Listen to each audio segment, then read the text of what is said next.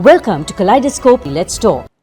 Sri Lanka has been seeing her cuisine on the map in more ways than one, and today we feature a different dimension to Sri Lankan cuisine, where tourists are on a bespoke culinary tour of Sri Lanka. But here's the thing, it's not just a culinary tour, it's a journey of discovery, and that's what Sonali Peiris, the founder of Miris Trails, tells me. She launched Miris Trails in 2013, a luxury culinary tour bringing in high-end visitors to Sri Lanka to have a hands-on cooking experience coupled with seeing the amazing sights and sounds of Sri Lanka.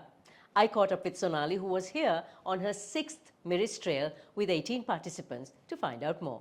Sonali, welcome. This is your 6th Miris Trail in Sri Lanka. Yes, I'm so excited. What is the Miris Trail model? The Miris Trail model is luxury tours, just small tours to come into Sri Lanka and educate people from around the world, not necessarily Australia, but just around the world, to teach them about the cuisine, the environment, the people and the country of Sri Lanka. So over these 6 tours, I'm sure when you started off it was quite different, and now you have the 6th one running. What is different in this one? This is all about the experience, more so than before. Before it was just about the food. This is about the experience at each of the destinations, the people, the wildlife, the environment, all of that. What are you cooking this time from the regions, I gather? The brief for all the chefs at the restaurants and the hotels have been to stick to local produce and what's specific to that particular region.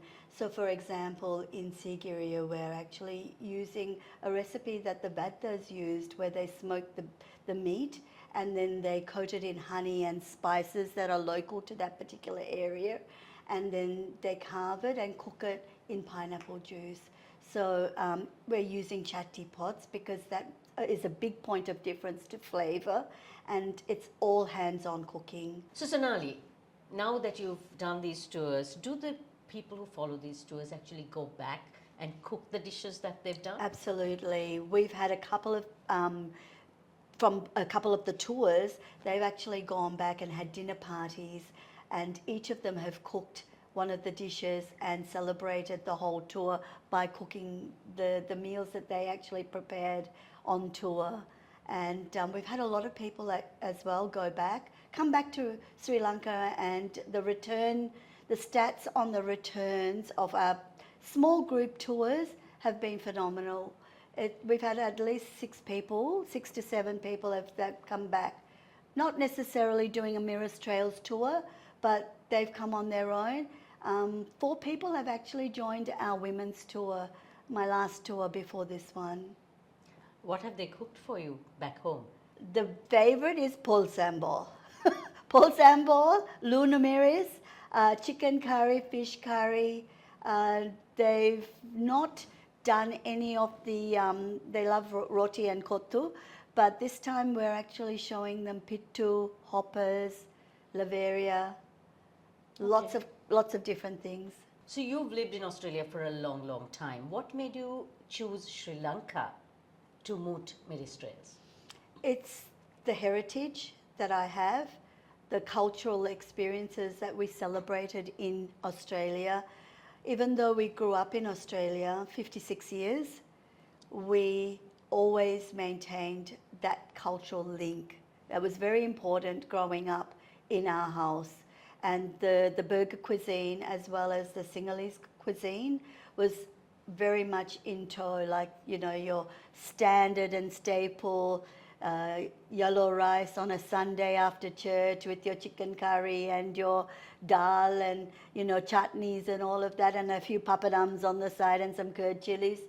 That's what we did every Sunday. And I wanted to give the Australian people that I grew up with a little bit of what I had as a child growing up, and that experience is very important because it's something that's really, really deep inside of me. What made you actually start Miris Trails? Miris Trails was born from my other business, which is Miris Products. So it's a manufacturing business. It started off with a gourmet mustard, our acharu mustard. We call it gourmet mustard, and for 2 years that's all I had, this mustard. And people would say, Sonali, if you had a chutney or a chili sauce or a curry paste, we'll buy that from you. And then I would say, well, take this chutney and, you know, use it this way. And I would go to different restaurants and cafes and shops, and I would do cooking demos. And then started cooking classes. But what I wanted to do with the cooking classes, I wanted to celebrate my heritage and the experiences that I had growing up as a child. And so I started doing Sri Lankan cuisine. And then they said, you know, if you ever did a trip to Sri Lanka, we would come with you. And that's what happened. What is the potential for tourism when it comes to initiatives like food tours? What can we open up? You can open up so much. We've had women in business approach us to do conferences for 4 and 5 days. We've had other people approach us to do motorbike tours with a little bit of a culinary experience. It's not just about the culinary experience for Miris Trails. It's about opening up Sri Lanka, bringing people, educating them about what we have to offer from a tourism point of view in Sri Lanka. What have you learned about Sri Lanka and Sri Lankan cuisine from your tours? I've learned so much. Like even that recipe that I actually told you about, the traditional Vada recipe, I had never heard of it.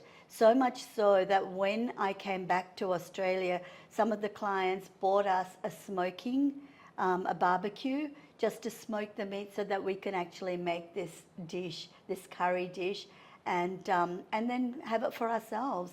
But there were things that I had never ever heard of. Some of the spices that were used for Ayurvedic treatments as part of the cooking process, the numbers that are served on a table. Some of the chefs have explained that in the olden days, numbers were very specific as well as colours. And the amount of dishes that you put on the table has a story. So they're the things that I've learned, little things, but all of it is just more exciting than ever before. So running these tours, I'm sure you came across some challenges. What were they? Trying to convince the chefs about my vision, about the hands-on, about using chatty pots, about the spices, and having the classes outside, not in a commercial kitchen. That was the hardest sell to the chefs. Once I talked to them and shared my excitement, I think, and about my vision and about encouraging, you know, people from around the world to experience something like this, not just the food, but everything else about it, then they also got excited. What is the best feedback you have received from your participants? My participants are well-travelled people from mainly Australia, but now we've got people from other parts of the world. They have shared that this has been the best experience because it's a bespoke tour, so it's actually all about the client. If they say, Sonali, you know, in the hill country, we would really love to explore, you know, some sort of a golf experience, we can do that for them. Nothing is impossible. If we can fit it in the schedule and they're willing to just move some things around, we can do that for them. And I think that sort of autonomy and movement is what they're looking for. So at the end of this tour, you are having a book that is being published, a coffee table book. What does that book have? The book is a celebration of their trip, their tour, their experience. It covers each of the destinations that they visited. It covers the chefs as well, and it has all the recipes that they've made. So it's a keepsake for them about what they've experienced in Sri Lanka, and that also conjures up that whole, you know, the 5 senses. It brings up all those memories of the tour. Thank you, Sonali. Good luck. Thanks, and we Salvi. hope Sri Lankan cuisine keep spreading. Kaleidoscope is on YouTube, Facebook, Instagram and LinkedIn. Remember to subscribe, follow and like us for more.